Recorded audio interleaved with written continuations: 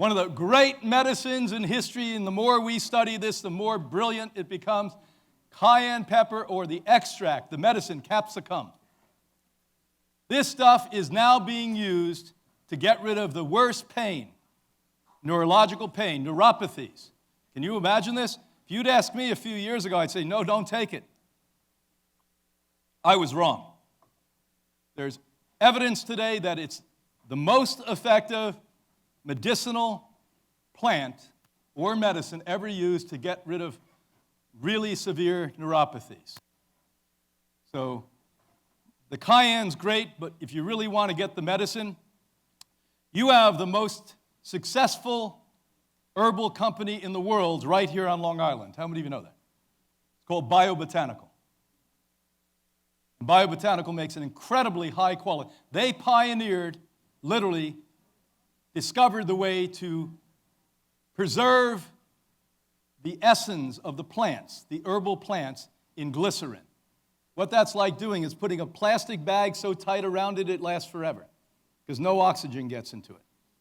And when that glycerin-based capsicum, the medicine from this, gets into your mouth, it comes off. And now you can take that. So literally, if it's properly manufactured, which they do here, it would last 50, 70, 100 years and still be as powerful at that point. It's hot as heck. That's the problem. Hot as heck. So just put in a little bit of water or juice if you don't like hot, and then take it down. And if you have the neurological problems, but if you have cardiovascular problems, circulatory problems, memory loss problems, because anything that has to do with circulation and movement, this works with.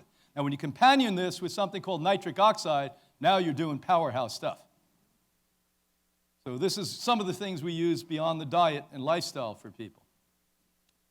So now you say, well, poultry. How many of you read my book, Poison Poultry? Yeah, because that's what it is. There is no such thing as organic poultry. Who governs the so-called organic meat industry is the meat industry.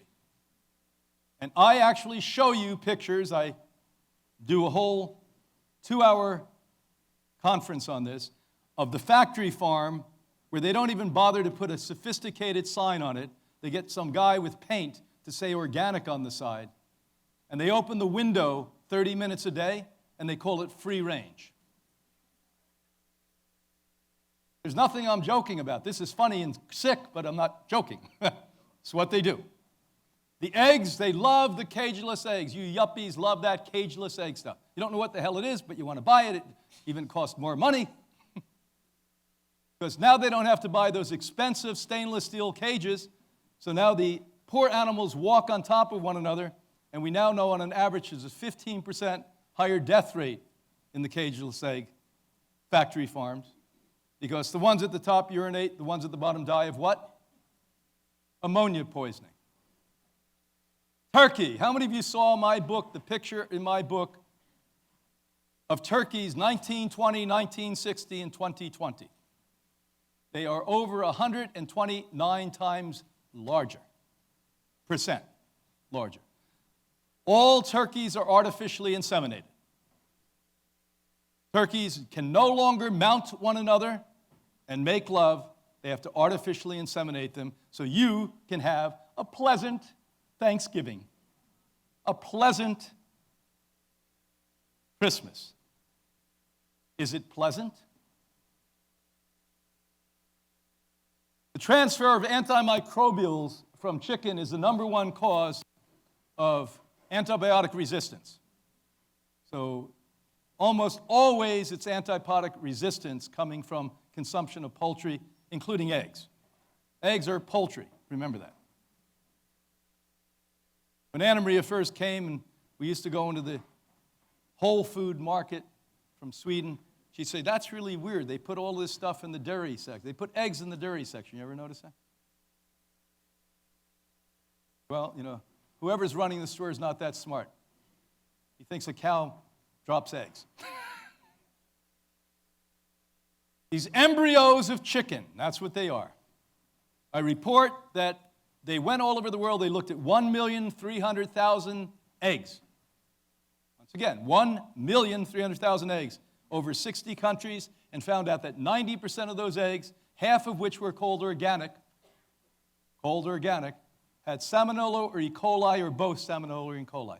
You don't have to cook them and eat them. You just have to touch them, rub your eye, and you'll get it. Well, you know, I go to the local guy who, his eggs are healthy eggs because they live on Long Island. Woo! There's some deep shit going on in here. I know you must love where you live, but Long Island's not a healthy place to live. In conclusion, consumption of eggs may increase the risk of developing the most severe form of prostate cancer. Now, we have overwhelming evidence. The number one cause of the deadliest form of prostate cancer comes from men consuming eggs.